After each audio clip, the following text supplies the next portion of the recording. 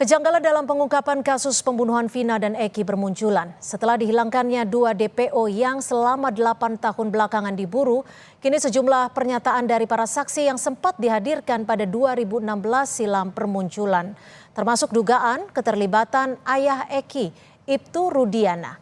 Apakah berbagai temuan kejanggalan dalam penyidikan dapat membuat Peggy Setiawan, tersangka dalam kasus ini, lolos dari jerat hukum?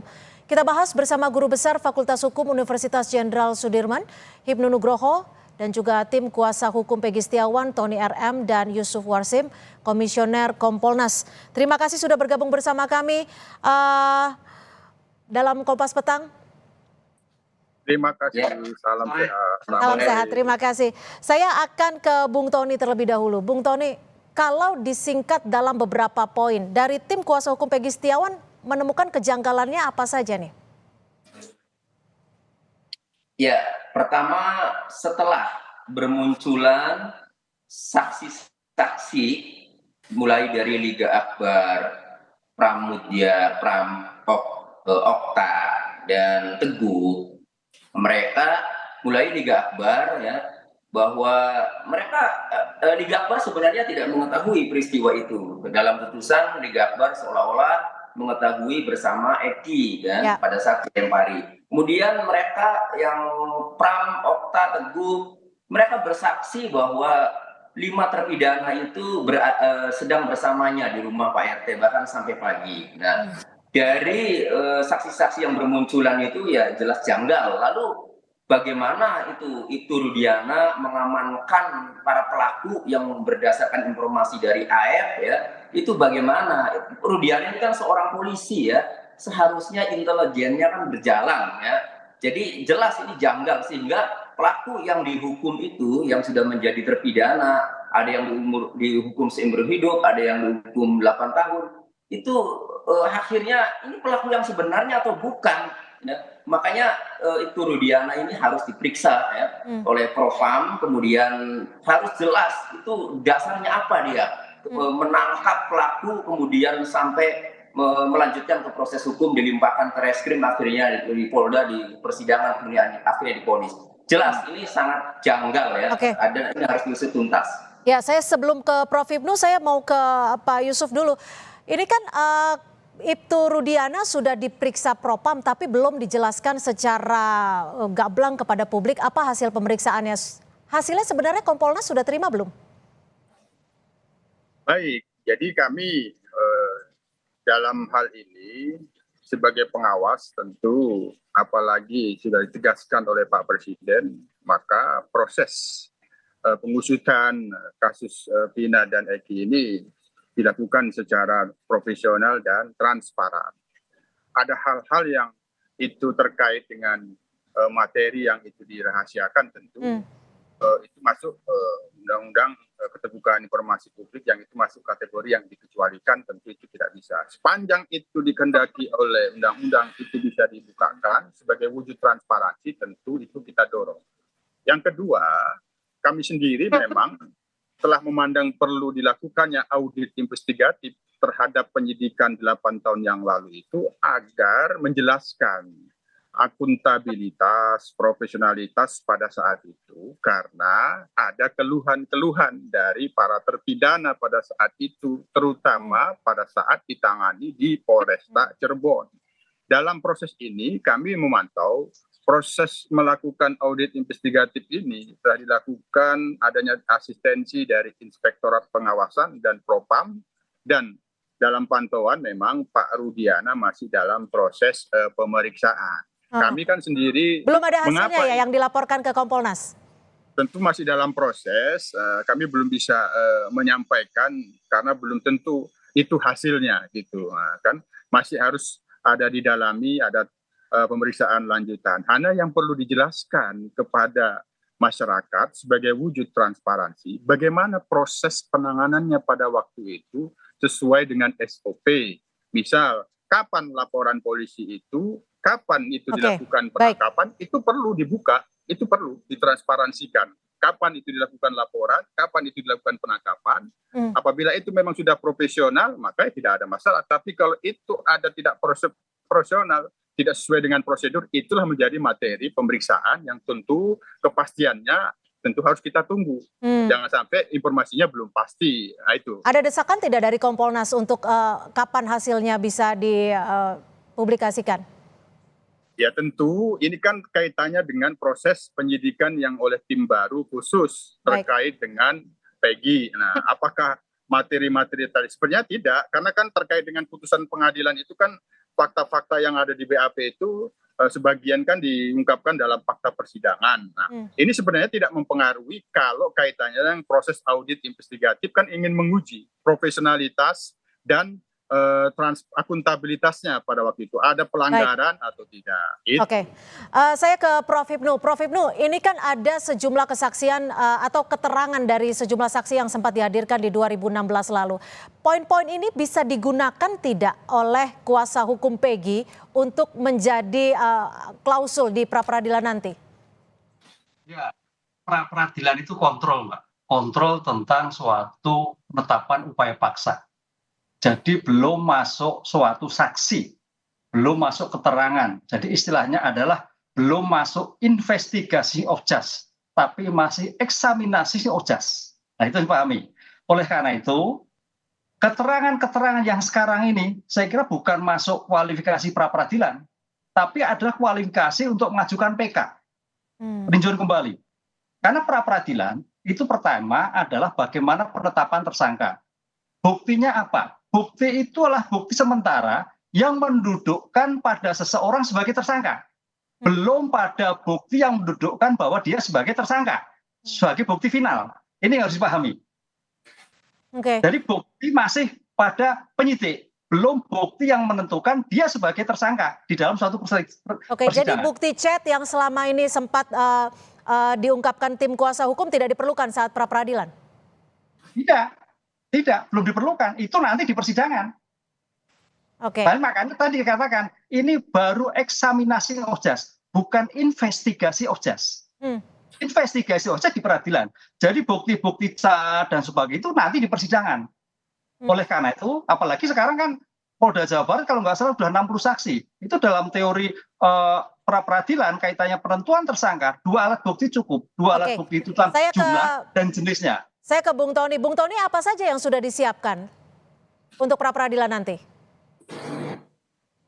Ya, jadi pra-peradilan ini kan mempersoalkan, mempertanyakan penyidik dalam menetapkan tersangka itu mempunyai alat bukti apa. Kan minimalnya 2 alat bukti. Makanya tersangka itu kan bisa seseorang bisa ditetapkan tersangka itu kan dengan dengan bukti permulaannya, yaitu dengan 2 alat bukti. Nah, kami ini mempersoalkan penyidik ini, ya, apa alat buktinya.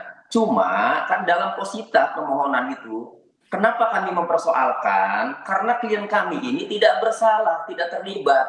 Apa buktinya yang kami tidak terlibat? Tentu kami sampaikanlah beberapa dalam posita itu dari keterangan saksi-saksi yang kami punya bahwa memang Peggy Setiawan berada di Bandung. Tinggal nanti penyidik yang akan membuktikan, akan menunjukkan alat buktinya kepada hakim tunggal itu, apa alat buktinya sehingga klien kami ditetapkan sebagai tersangka. Jadi baik keterangan saksi maupun chat ya itu menjadi alasan kami ya klien kami itu tidak terlibat, tidak berada di TKP gitu loh. Nah jadi tetap itu masuk dalam posita karena itulah alasan kami. Kalau tidak dicantumkan, lalu dasar kami apa mengatakan bahwa klien kami itu tidak di TKP?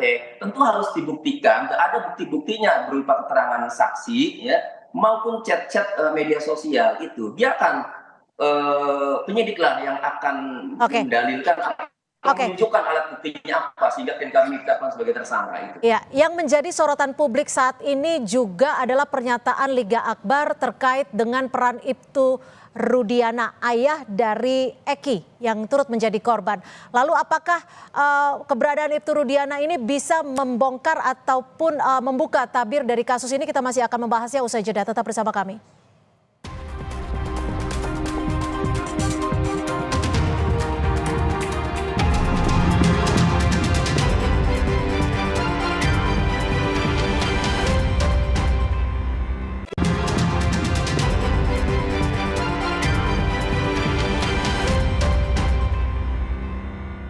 Lalu apa saja faktor yang bisa menguatkan atau justru melemahkan Peggy Setiawan dalam pra-peradilan? Kita masih akan membahasnya. Saya langsung ke Prof. Ibnu. Ini kan ada pemeriksaan Ibtu Rudiana, ayah Eki. Ada juga pernyataan saksi-saksi yang mencabut BAP-nya.